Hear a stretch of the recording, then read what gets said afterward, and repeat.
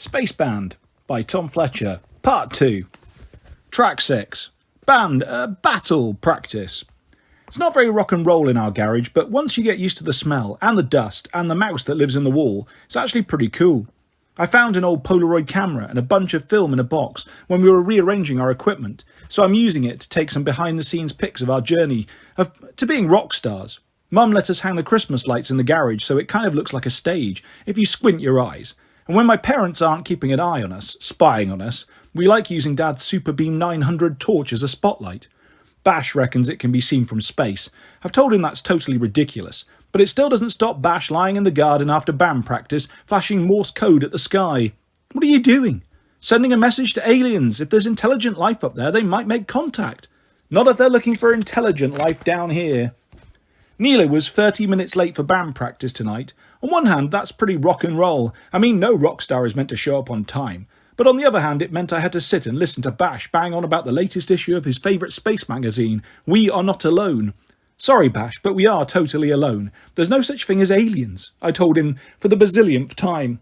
Of course there is, he said matter-of-factly. Even NASA must think so, right? Why else would they send the Minerva 7 to space full of music for aliens to discover?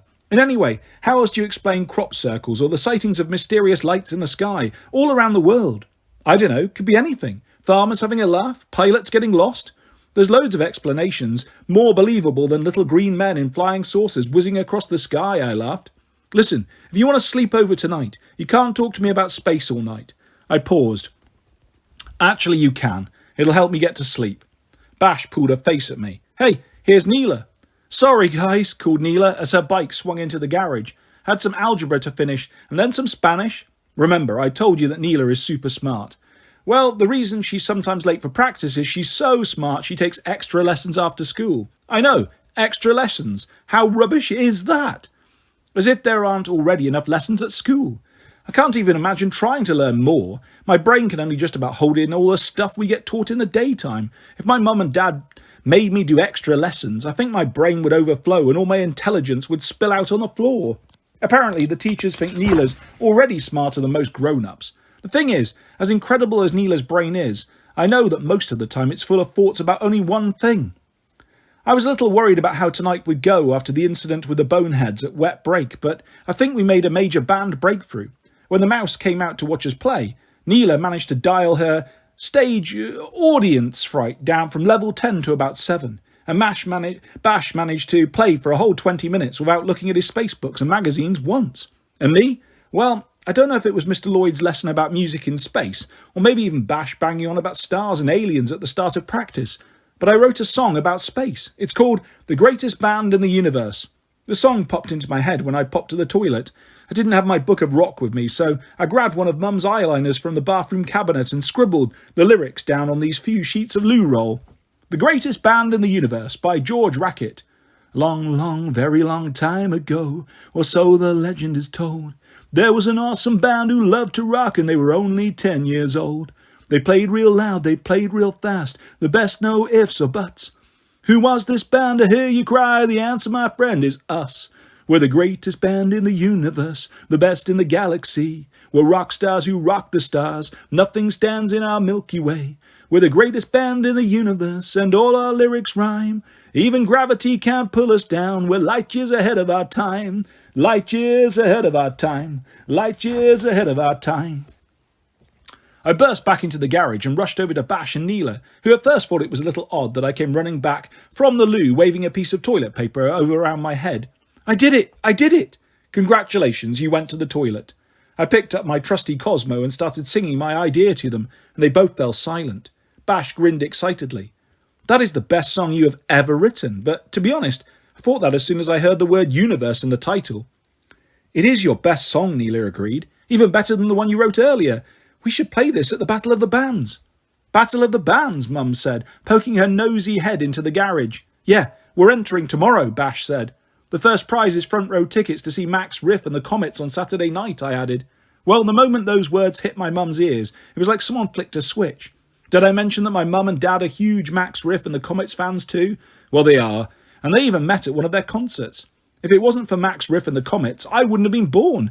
Another reason why they're the most awesome band ever. Max Riff tickets, she squealed. and Dad came running in. "Who's got Max Riff tickets?" he said. "No one. Not yet, anyway. Whoever wins the school battle of the bands wins tickets to see Max Riff," I explained. "Ooh, this is exciting. What are you going to wear for the battle?" Mum asked. The three of us looked at each other and shrugged. "Clothes?" I said. "You can't just wear normal clothes on stage," Dad said, laughing. "You're rock stars. You need an image. You need stage outfits," Mum said dramatically. "Stage outfits?" Neela said, sounding as confused as I was. "Yes, outfits that you wouldn't wear anywhere else apart from on stage," Mum explained. Dad laughed again. "You wouldn't see Max Riff buying loo roll in the supermarket with his hair as wild as a lion, wearing his massive sunglasses and leather jacket flung over his shoulder, flowing off all his tattoos, would you?" "I wish," Mum added. "That's because it's his stage outfit. Rock stars are probably walking among us doing normal, everyday things all the time. We just don't recognise them because they're not dressed like rock stars," Dad said.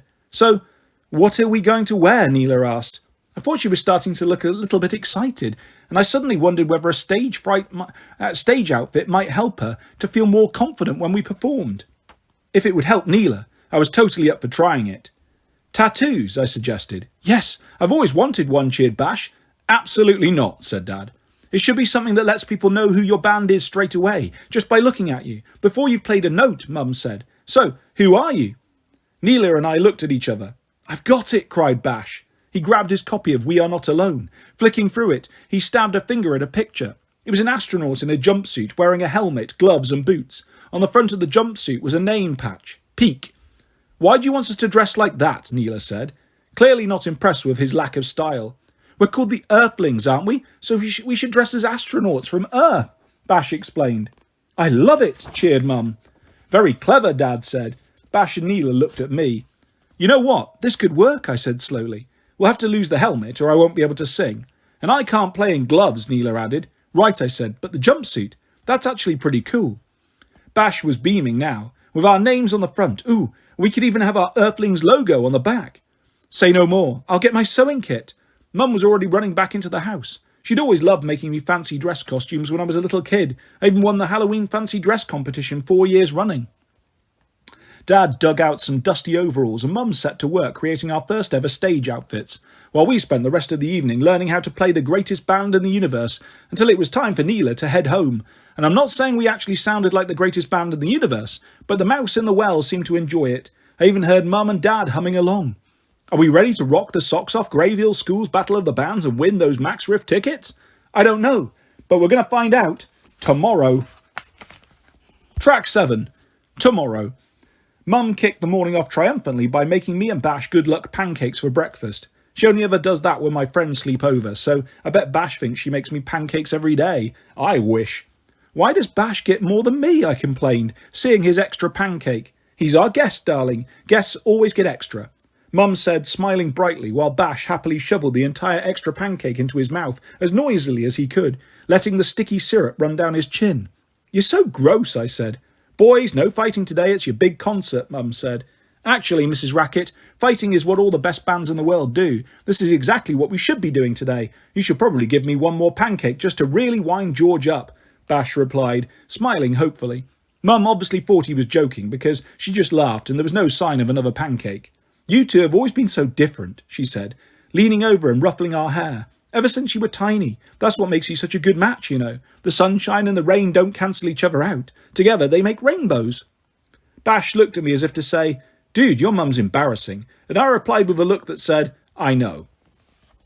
"Well, break a leg today. Can't wait to see you play your first ever show," Dad said before taking a long sip of tea. "What? You're coming to watch," I said, spitting out my pancake. "Of course, wouldn't miss it. Your mum even made us t-shirts to wear." With that, Dad pulled out his jumper to reveal the world's most embarrassing t-shirt with the absolute worst photo ever of me, Bash and Neela, that Mum forced us to have taken last Christmas at the school nativity. "You cannot wear that," Bash blurted. But after noticing the shocked look on my mum's face, he quickly added, "Because my parents will be so jealous." "Oh, don't worry about that. I made some for your parents too," Mum beamed, pulling out 2 more of the world's most embarrassing t-shirts. "Well, will we finally meet Neela's mum and dad? I could quickly make them t-shirts if you think they'll be there." "Don't you tell me they were musicians too?" Mum asked. "I dunno." I slurped as I licked my plate clean of maple syrup. I've never actually met Neela's parents. She always goes a little quiet when I ask about them, but she let slip once that they were both musicians. That explains a lot. It must be where Neela got all her talent. I'm not sure where I got from my parents, but I really hope it's not Dad's hairy ears. Then again, at least I'd never have to buy earmuffs. I put your stage outfits in your bags, and one for Neela, Mum said, and with our tummies full of sweet, stodgy awesomeness and heads full of songs, I threw my guitar case onto my back. Bash pulled on his backpack, and we jumped on our bikes and headed to school for the big day. Neela was already at her desk reading the chunkiest textbook I'd ever seen when I arrived in our form room. Fancied a bit of light reading before class, I said, laughing. Something like that, she mumbled. I stood, staring over her shoulder, trying to see what she was reading. Could you breathe any louder? She snapped. I took a deep breath and held it. And held it. And held it some more, until I was red as a tomato. Okay, breathe. Neela smiled as I sighed in relief. Sorry, George. Guess I'm just feeling a bit nervous about later. I crouched down, peered over the top of my glasses, and looked at her straight in the eyes. After we win the Battle of the Bands, you'll never have to feel nervous again. You won't even have time, Neela. You'll be too busy rocking the world. It all changes today. It changes at 2:30 p.m. today, to be precise, in the main hall. The hallways are already buzzing with excitement. The whole school is talking about it. Kids are running around like a stampede of wild stallions, ready to have their socks rocked off. If stallions wore socks, obviously, which they don't, because they have hooves. It's pretty cool knowing that the whole school will be there to watch us play our first gig. The school bell is ringing. Time for our first lesson. The countdown to rock has begun. Track 8. The Battle of the Bands. Something happened at the Battle of the Bands. Something big. Something impossible. Something out of this world. I need to write all this down before I forget how it happened. As soon as the 2:30 p.m. bell rang, Neela and I left the English classroom, where we'd had our last lesson together, met up with Bash in the corridor outside the main hall, where the battle was taking place. The place was heaving with people, teachers, students, parents. It felt as if Greyville School was at the centre of the universe, and everyone was ready to watch the battle. Inside, a couple of bands were already sound checking. That's when a band checks that all their equipment and instruments are working properly. Usually, the lead singer shouts, 1, 2, 1, 2, into the microphone. But we never count higher than 2 in sound check. It's an unspoken lead singer rule. Maybe it's for good luck, or maybe we're just really bad at counting. Boom, boom, boom. A deep thumping of drums made the walls rattle with rock, and my excited heart started beating in time. I was raring to get on stage. So, this is it, I grinned excitedly as we headed into the cafeteria, which had been turned into a makeshift backstage area. Time to suit up. I unzipped my bag and pulled out our freshly customised stage outfits. Whoa, your mum must have been up all night, said Neela as she pulled her astronaut jumpsuit on over her clothes. Yeah, once she gets that sewing machine out, there's no stopping her. I smiled proudly, looking at all the new details Mum had added to the costumes. Here's what they look like. Have to admit I was a bit worried about this at first, but seeing us all suited up and ready to rock in these outfits made me feel a little different. I didn't feel like ordinary George Rackett anymore. Now I was rock star George Rackett. I started to tune up my bass guitar. Have you seen who's on before us? Bash said, pointing at the running order that was stuck on the wall. My eyes ran down the list to our name and saw that the band before us was the Boneheads. Oh no, we have to follow the Boneheads? Neela sighed. Yes, you do, came the smug voice of Alfie Biffson from over my shoulder. Those Max Riff tickets are as good as ours. You should probably just quit now. No way. You're going to get out-rocked, Bash shot back. Out-rocked? Have you seen how many fans we have out there? Alfie boasted. I don't think you can call them fans if you've bullied them into cheering for you, I replied. Grinning, Alfie pushed the cafeteria door open a crack, and we saw that half the crowd were wearing Boneheads t-shirts. My heart sank as I saw that Mr. Biffson was handing them out. When he pressed the final t-shirt on someone's granny, he leapt onto the stage and grabbed the microphone. Parents, students, rock fans, welcome to Greyville School's Battle of the Bands. Each band will have 3 minutes stage time. The harder they rock and the louder you scream, the higher they'll score on the rockometer. Mr. Biffson pointed to a giant measuring device on the wall next to the stage, with a needle that wobbled from left to right. Beside that was a board with the names of all the competing bands, ready to be arranged in order. The band with the highest rockometer reading wins, but in the event of a tie, the winner will be decided by, you guessed it, me, Mr. Biffson, take a bow. There's no way you're getting a higher score than us on the rockometer, Alfie chuckled while slicking his hair back with a squelch.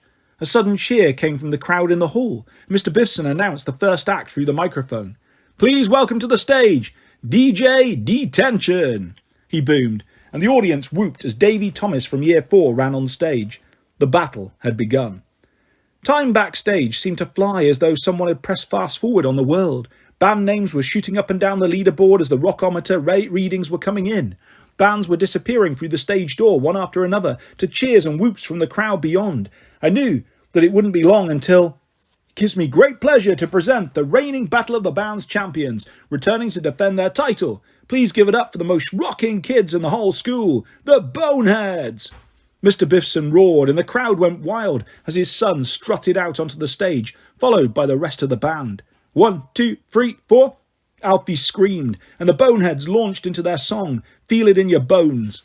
All the other bands ran to the side of the stage to watch them defend their title. The walls seemed to shake and the windows rattled as the Boneheads blasted out some sick chords and riffs while leaping around the stage.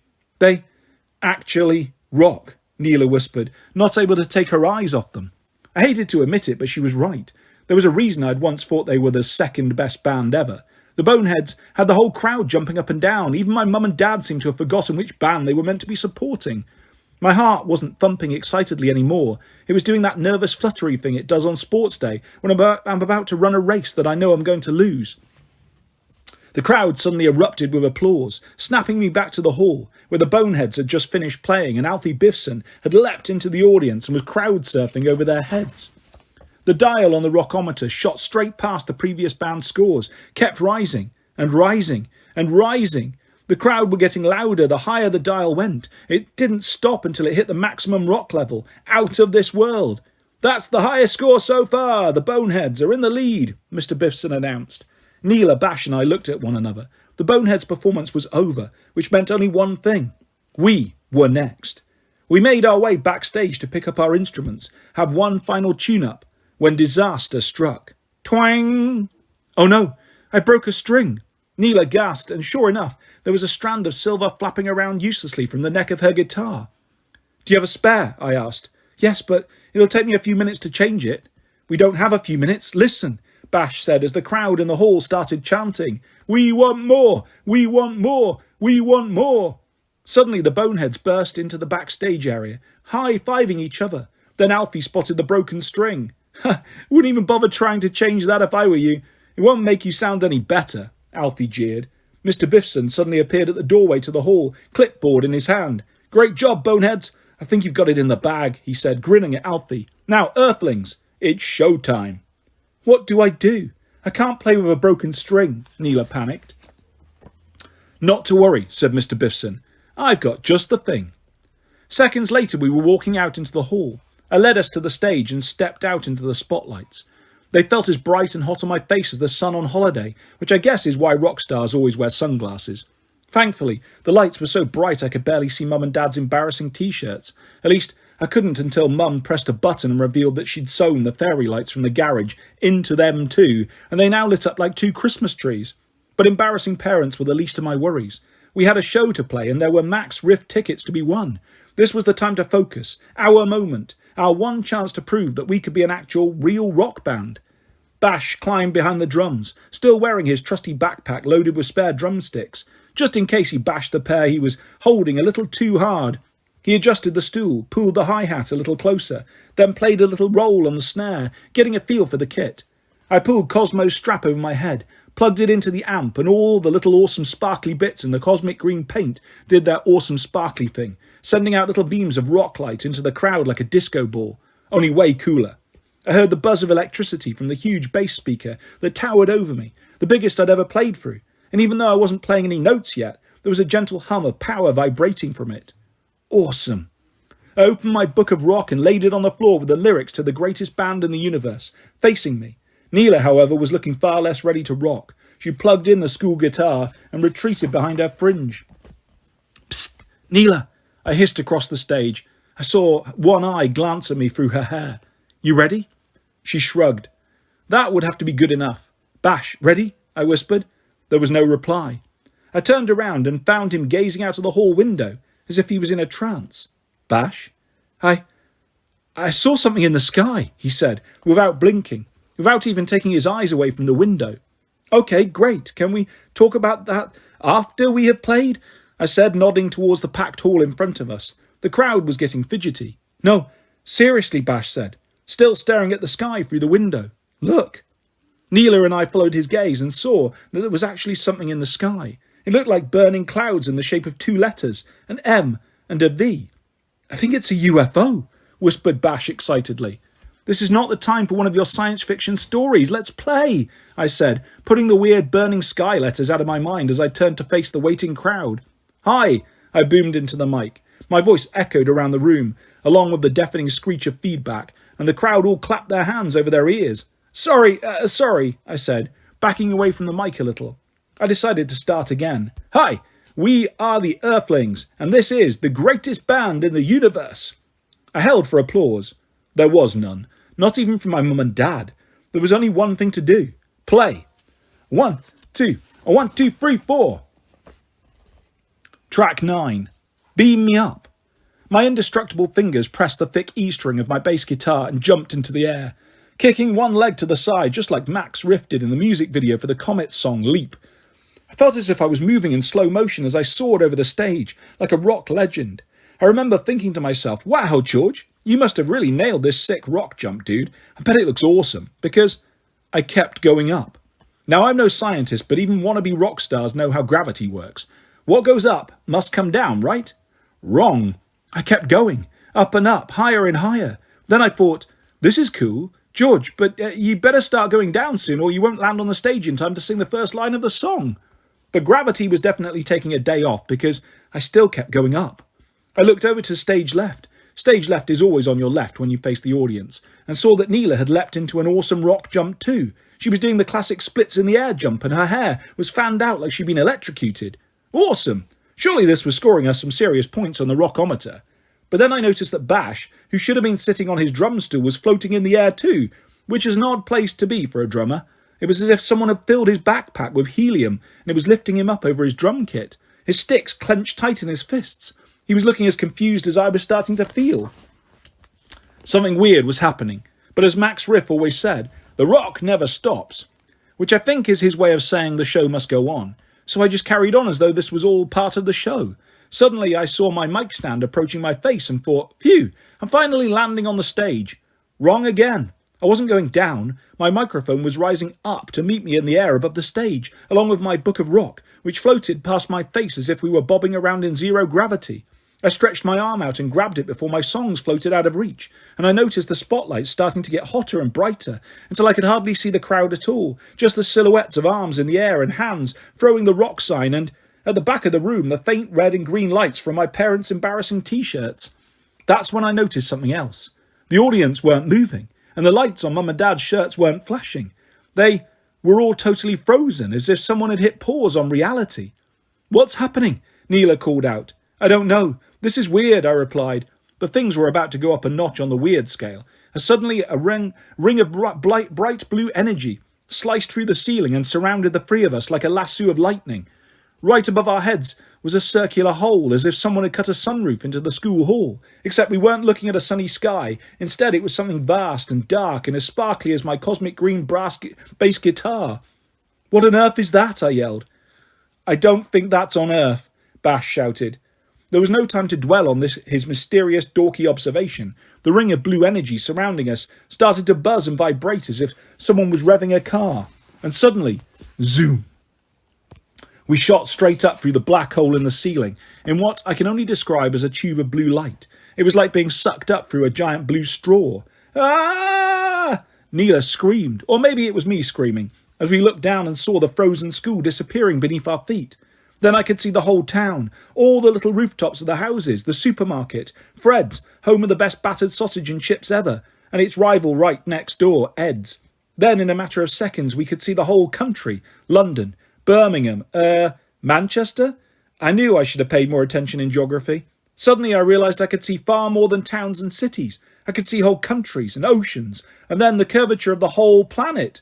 What's happening? I shouted at Neela and Bash, as the three of us and our guitars and drums were slurped up the tube of energy, getting faster and faster as the giant buzzing blue straw began twisting and spiralling its way through our solar system. Was that Mars? Neela screamed as we swished past a red planet. Yeah, and that's Jupiter, yelled Bash, pointing his drumstick at the enormous ball of brownish gas that we were rapidly approaching. "Did you know you could fit over 1,000 Earths inside Jupiter?" "This is not the time for a science lesson. We're in space," I shouted, but my voice was drowned out by the powerful hum of whatever force was sucking us along the blue wormhole across the solar system.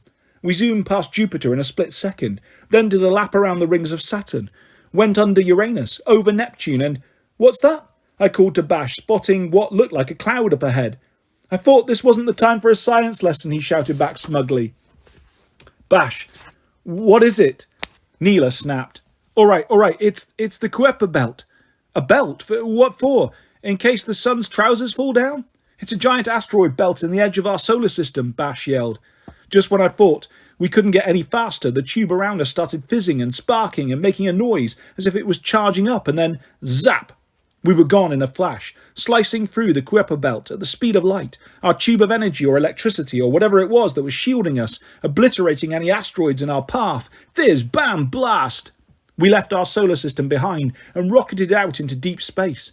Then deeper space. Then deepest, darkest space. Everything went black, like when Dad first turns off my bedroom light at night time, and at first I can't even see my hand in front of my face. Then out of the darkness came a teeny dot of yellowish light. "There's something up ahead," Neela cried, pointing at the spot at the end of the wormhole. "We're getting closer," I said as the glowing dot got brighter and bigger, and we soared across the universe to somewhere that no band from Earth had ever been before. Track 10. The Space Stadium. Thwack! We came to an instant stop, my face slamming into the floor, but it wasn't the warm, well-trodden wood of the school stage. No, this was cool, shiny and black, and as smooth as glass. My bass guitar had landed next to me, and this book, my book of rock, was lying just over a metre away. I scrambled to my feet, grabbed them and held them close as the electric blue force that had sucked us here began to fade, as though it was powering down.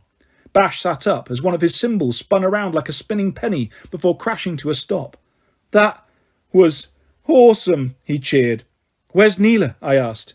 "Here," she groaned, poking her head up from the other side of Bash's drum kit, her hair all frizzy as if she'd been electrocuted.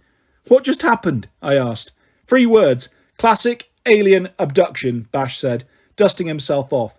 "This is no time for messing around," I snapped, even though I'd just seen the planets of our solar system whiz by me with my own eyes. There was no way it could have been real.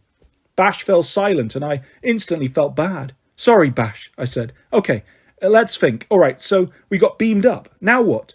How are we going to get back to the battle and play our set and, The last of the blue force around us finally disappeared, and a strange hissing, swishing sound came flooding in. "Is that the ocean?" I asked. "I don't think that's water," Neela replied, cautiously rising to her feet. We turned and saw that the hissing sound wasn't waves. It was applause, from the biggest crowd I had ever seen. We were in the middle of what looked like an enormous stadium. It was like the World Cup final times 1,000,000. It made Max Riff's live stadium concert look like one of our band practices in the garage. I realised we were standing on a circular stage that seemed to be hovering 30 metres in the air, like a flying saucer. Bash looked at me with his "I told you so" face. Then he said it out loud, just in case I didn't understand the look. Suddenly more tubes of bright, sparking blue light beamed down from above, just like the ones that we had travelled through, and several flying saucer stages fizzled into existence out of thin air and were hovering around us. The cheering crowd went wild. It was only then I noticed that the audience was made up of hundreds of thousands of creatures. All right, I'll say it. Aliens. Wait, it's so bonkers I've got to write that again. They were aliens. Actual extraterrestrial, outer spacey, flying saucery. We really are not alone. I can't believe Bash was right all along. Aliens. How did I know they were aliens? Believe me, I just knew. And you would have known too. For starters, there were the ones with tentacles that were flapping about in the air, clapping their suckers together. Then the ones with orange wibbly-wobbly antennae poking out of the tops of their heads, boinging around. There was some with hundreds of eyes, and others with just one big boggly eyeball. There was slimy skin, scaly skin, translucent skin, glowing skin, and a few with no skin at all. I'd never seen creatures like them before in all my life, but there was no time to stop and take in this bizarre sight, because those fizzing blue tubes around us were fading, just like ours had, revealing what was inside them. Yep, you guessed it. More aliens. They all staggered to their feet, well, at least the ones that had feet did, and took in the sight of the ginormous space stadium, looking as mesmerised as we had looked about 20 seconds before. Then they all started to see the other saucer-shaped stages floating around them and the life forms on board. "Is that a alien trying to communicate with me?" I stuttered, gawping at a creature on the neighbouring saucer. It had the legs of a spider and a giant hairy orange spider, large crab-like claws and 2 long feelers poking out of what I guessed was its head. Weirdest of all, it was most definitely waving one of those feelers at me. "Affirmative," Bash replied. "Well, you're the space nerd. What do I do?" I whispered. "Just smile and wave back," Neela said. So that's what I did. I smiled and waved at an alien spider crab creature.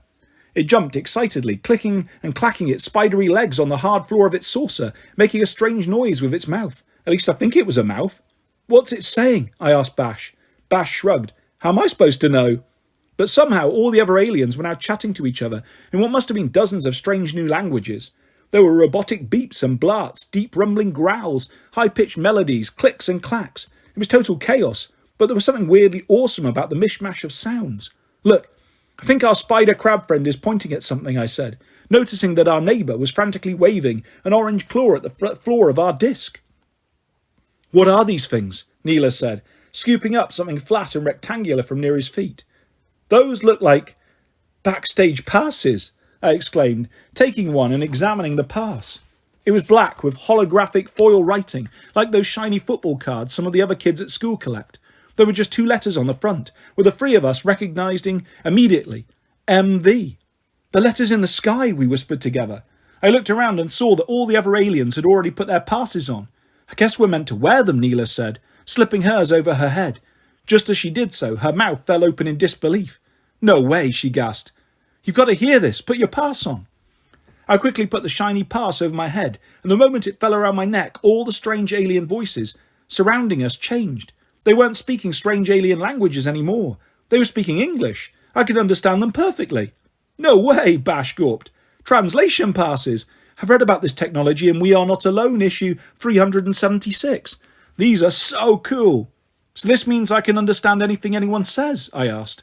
"Yeah. As long as you're wearing that pass, it'll automatically translate what anyone says into the language of whoever is wearing it. Pretty awesome." "Greetings, creatures from another world," a chirpy voice called out. Can you understand me now?" It was Krabby, the alien with the pincers. Yes, hi," I said, and we waved at each other. "Whoa, you just made contact," Bash whispered excitedly. "From which galaxy do you originate?" Krabby asked. "We're from Earth in the Milky Way," Bash said, with the biggest grin on his face. "Wow, well, you've travelled far, creatures of Earth. We're from Crustacea in the Tidalius galaxy," Krabby said. "Cool. What's it like there?" Bash asked, hanging on to Krabby's every word. Deliciously salty," put in another crab-like creature that was clacking around the saucer from Crustacea. I quickly counted and saw that there were 4 of them in total. The first one we'd spoken to must have noticed me looking at his friends. "How rude of me! Allow me to introduce my band," the crab alien said. "This is Steve, this is Beverly, and that's Joyce, and I'm Dave." Dave, I laughed. "We get beamed across the universe, and the first aliens we meet are called Steve, Beverly, Joyce, and Dave." No, you don't get it." Bash shook his head at me. "Those aren't their real names. It's just the translation pass turning them into names that our human brains will understand." "Oh, I get it. Clever," I grinned. "But hang on, did you just say that you're a band?" "That's right," replied Dave. "We're called the Pincers." I shook my head at how crazy this was. "We're a band too." "Well, of course you are. Why else would you be here?" said Dave. "We're all bands." And with that, he gestured with his pincer to the flying discs surrounding us, and I looked closer at the groups of creatures moving about on them. It was only then that I noticed that loads of the aliens had what looked like musical instruments. Some of them looked familiar. There were guitar-like instruments with glowing strings and things being banged like drums. But there were other instruments, unlike anything I've ever seen before, and I wouldn't have even been able to guess what noise they made. The 3 of us Earthlings could have stared at all these alien bands for light years, but darkness began to fall across the stadium as though the lights were being purposefully dimmed for the start of a show, and somewhere from the shadows of space a deep voice boomed, "Welcome!" And that is where we will leave part 2 of Spacebound by Tom Fletcher. I'll be back soon with the next part of this fantastic story and loads more stories and videos coming your way very soon. If you'd like to subscribe to my channel or hit a like, it's always appreciated. Thanks for listening, guys. Take care. Bye-bye.